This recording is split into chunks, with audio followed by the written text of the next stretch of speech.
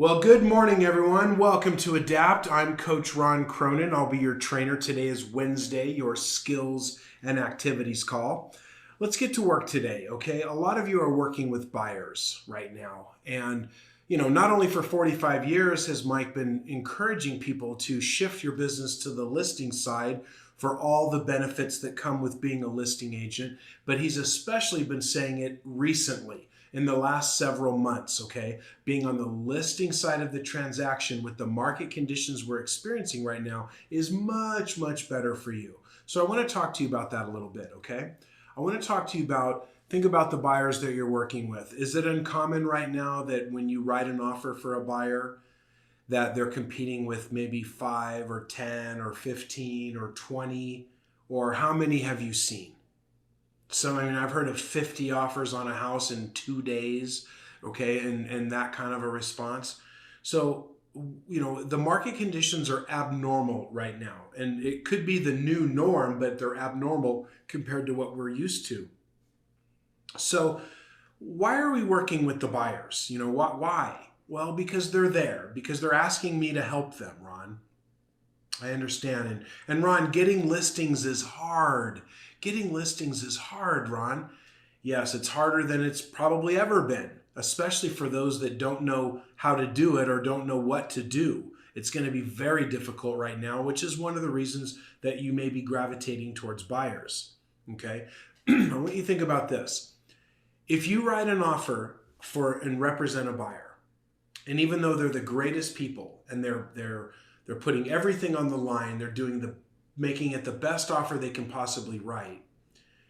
If they're competing with, say, 10 offers, if you and the buyers are competing with 9 or 10 other offers, what that means is you, as the agent representing the buyer, you have a 10% chance of getting paid. 10% chance of getting paid. Well, I never really looked at it that way. If you have 15 people that you're involved with, 15 offers that are on this one house that are being considered, you have a 6.5% chance of getting paid. Now you're thinking, oh my gosh, well, geez, I've been driving these folks around and we've looked at house after house after house, and we keep trying to write offers here, and we wrote offers there, and we've written offers over here, and they're not getting accepted. Well, I understand the frustration that you feel. Have you considered that, or thought about that maybe you've brought this on yourself by agreeing to represent buyers in this type of a market? See, with the likelihood of you being paid so low, is that going to change your approach from now on when buyers come to you? Right? For an example, I had my second cousin, a young man I haven't seen in many years. He's in the Navy. He was moving to Las Vegas, and he asked us, Ron, Michelle, would you help us buy a house in Vegas? And he's my blood, he's my family member, and I'd like to help. But I said, well, tell me, Randy, what price range are you in? He says, we're looking at about 400 to 450. Well, in Las Vegas, so are about 1,000 other people are looking for 4 to 450. And so I know in that price range, any decent house, any house, frankly, is going to have a lot of attention, a lot of people wanting it. And, my cousin being, on a VA loan and in that particular price range, he doesn't have the money to pay over asking price. What's the likelihood of him getting his offer accepted? And then what's the likelihood of me being paid? So why do I agree to help? Well, I'm obligated. I feel obligated. I don't want to let him down. I don't want to shut him down. What else am I going to do? Okay, so then we end up showing them property. But guys and gals, this is a business, and you're trying to get paid from your activities. So you've really got to think about the buyer that you're helping. It's not about them personally, but it's about, are you going to get paid at the end of the day, at the end of the job? A 10% chance? I don't know that it's worth it. Here's a question for you. When you represent the seller and you have the listing, what percentage chance do you have of being paid? That's right. 100% chance right now. 105% chance that you're going to get paid when you have the listing. So which is harder? Getting a listing or getting an offer accepted? Yeah, there's work involved in getting listings. You're going to have to talk to people. You're going to have to make calls. You're going to have to really blow it up. However, how hard is it to get an offer accepted? Really, when there's no chance, when some of the things people are doing are crazy to buy a house right now. Okay. Now, maybe in the future, representing buyers is going to be another thing that we're going to have to come back to when the market adjusts, like when the inventory, grows and levels out a little bit to where it's normally running. Well, then obviously working with buyers is a good idea because we can actually help them. Okay. So think about the buyers when they approach you. Ron, will you help us buy a house?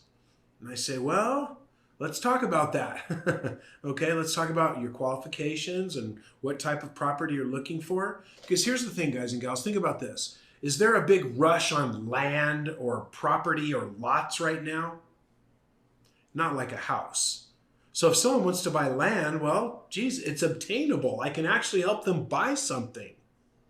You understand? If they're buying in like maybe super high end, luxury high end, is there a big rush on the high end, $4 million homes? Not as much as the lower priced homes. So maybe in the $3 to $4 million range, there's not going to be multiple offers and a bunch of people throwing money at the sellers. So I can actually help them obtain a high end home. I can help them obtain a lot. But a nice house in an average price range in a good neighborhood, woo! What's that going to be like? What's the chances of me getting paid? Okay. Now it may sound selfish or greedy, but it's a business, guys and gals, and that's the reason we're here, to make a profit. Okay. If I just help buyers because out of obligation or because I just want to help and they don't get a house and I don't get paid, then where are we really taking them? And when we agree to help them, what are we setting them up for? Okay. So let's talk about agreeing to help them, because some people you may want to help. All right. I want you to write down a little phrase. Write down the rules of the game. The rules of the game. Those of you that have been in the business a long time, I started in the mid-90s. You've been in the business a long time. You've seen the rules change based on the market conditions. Okay, based on the market conditions. Some of you that have been in the business a long time will remember back to 2008, 9, 10, 11. Right? It was 2012 that the market started to kind of turn up again and then started climbing up to where we are today, 2012. But from 2007, 8, 9, 10, 11, whoa, was that a different market that I had never experienced, and a lot of people never have. Hopefully we never will again, but it was different conditions. I can remember in 2009, people would ask me to list the house, and it's just like, oh my goodness, another listing? What am I going to do with it? I got, 25 listings right now that nobody's buying. And you want me to list your house and you want to start high? Oh boy. And most of our effort in those days was focused on getting your listing sold. Most of the effort was on getting listings sold because there were so many available, not enough buyers, that we couldn't get them sold. It was really difficult. It wasn't getting the listings. That wasn't something very difficult to do. That was the easy part. It was getting them sold. Are we dealing with that now? No. Homes are selling in a day, in a couple of days, in less than a week. Homes are selling in a few hours. Homes are selling off market before they ever get to the market.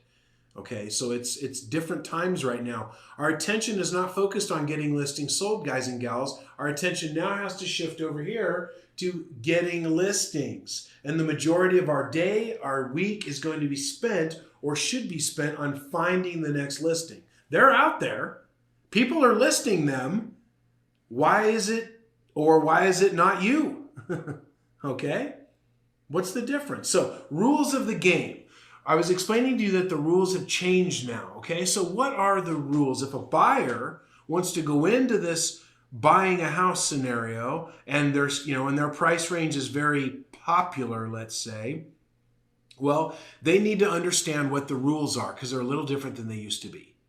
Right now, if a buyer wants to win and get the house and there's other buyers trying to buy it, if someone wants to win, they have to be willing to play by the rules of the game, okay? Remember in a board game when you take the lid off and there's that little piece of paper there and it says rules of the game and it tells you how to play and what the rules are. Okay, here are the rules now. And in many cases in Canada, from those of you watching in Canada and those of you in the US and abroad, right?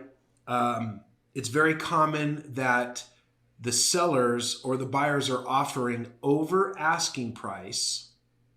So just write that down, over asking price. Okay? Write down cash. Where all this cash came from, I have no idea. But there's so many people have an abundance of cash, apparently, that they can just buy houses when they want to. It's great. Okay? All right, good. Cash, over asking price. Write down waiving the appraisal contingency. Like they don't even care how the house is professionally valued. They just want it so bad that they're willing to pay over appraised value. Okay, and we've heard numbers, astronomical, high numbers over asking price or over what would appraise for in order for them to get the house. Okay, so that's one of the rules. So if you want to buy a house and be competitive as a buyer, you may be having to waive the appraisal and be willing to pay over what the appraiser says it's worth. How about waiving the inspection contingency? Waiving the inspection. You've heard this, you've seen it, you've had it happen. The buyers are just saying, we don't care if there's anything's broken. We don't care if it's falling down or if it's infested. We want to just buy it. Okay, so your buyer is going to have to be willing to compete with a buyer like that. Is your buyer going to require an inspection? Do they want to do their due diligence? Do they want to make a smart decision? Do they want to buy a good, solid house? Well, then they're probably going to do those things that would be considered normal, but in today's market, those are not the rules of the game. Okay? I just jotted down a few other thoughts. No seller repairs. Seller doesn't have to fix anything anymore. If you want the house, you get the house. Just take it. It is what it is, right? As is real now. No seller repairs. So your buyer has to ask, we're not going to ask you to repair or replace or fix anything. We just want to buy it just as it is. The buyers are giving sellers free rent back for weeks, months, free rent back if they, select their offer. They'll let you live there for 6 months afterwards, no charge. The buyers are giving non-refundable deposits right now to show their good faith and how bad they want the house. Non-refundable earnest money deposits. So guys and gals, if this is what's going on in your marketplace, and it might be extreme like I'm describing, it might be a little milder, but some of that's going on. It's up to you to inform your buyers if you're going to take them out.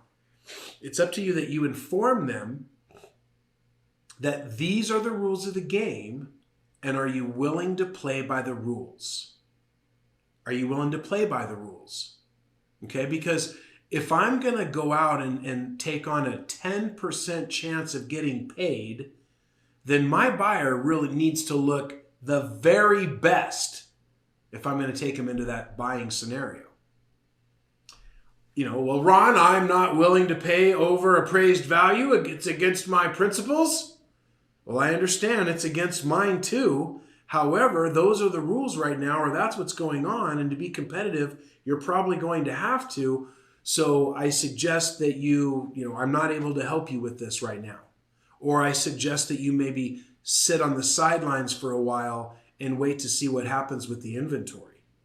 If you're not willing to pay over appraised value in this market, in this town, that's what everybody's doing right now to get offers accepted. So I'm not willing to take you out. I can't spend the time, the effort, the energy, the paperwork, the ink, the gas, everything involved in showing property. I can't take you out if you're not willing to play by the rules of the game. Will the rules change? Yes. They're always changing. This isn't going to be forever. I mean, speculation says it could last a while. It may be shorter than that. No one really knows. However, we know historically that the market conditions change. The inventory goes up and goes down, and rates go up and go down. So we can count on that this won't be forever. That you can count on. How long? Not sure. Okay, but let's make sure that you're taking advantage of the market conditions we're in right now. And you're taking from our call today that you have to make the changes to get on the listing side if you expect to last, survive, be successful in this business right now. Okay, you've got to get on the listing side to do it. And then the other part of our call I want you to take today is that if you do decide to take out buyers, I want you to really gauge for yourself, do I have a good chance of getting this accepted based on what they're buying and what they're going to offer and how they're going to behave? Do I have a good chance, or do I need to deflect them to another agent, or basically tell them, I'm not able to help you with this because of the circumstances that we're experiencing today? It's a tough one. I know it's a tough one. But this shift to the listing agent we've been encouraging you to do that for 4 decades. And it wasn't even for these reasons up until now. There's all kinds of other reasons we want you to shift to the listing side. You have better control of your time, better control of your schedule. You get to control your income. You get to control your client base. You have so much more control on the listing side. You get to enjoy your weekends and your evenings. But working on the buyer side, there's a lot of weekends, a lot of evenings, et cetera, et cetera, et cetera. Okay? All right, good. Rules of the game, and what percentage chance do I have at winning? I hope you enjoyed your ADAPT session today. If you have any questions, you can send us an email at the company. We look forward to seeing you at Superstar Retreat this year. If you haven't signed up, you need to go on to MikeFerry.com, sign up on the website. It couldn't be easier. Also look on the website and play the Superstar Retreat Scratcher. We have a digital scratcher for you to play where you can win things for Superstar. Okay, MikeFerry.com. Make sure you attend the Superstar Retreat. And I look forward to seeing everybody next week. Thanks for being a part of ADAPT.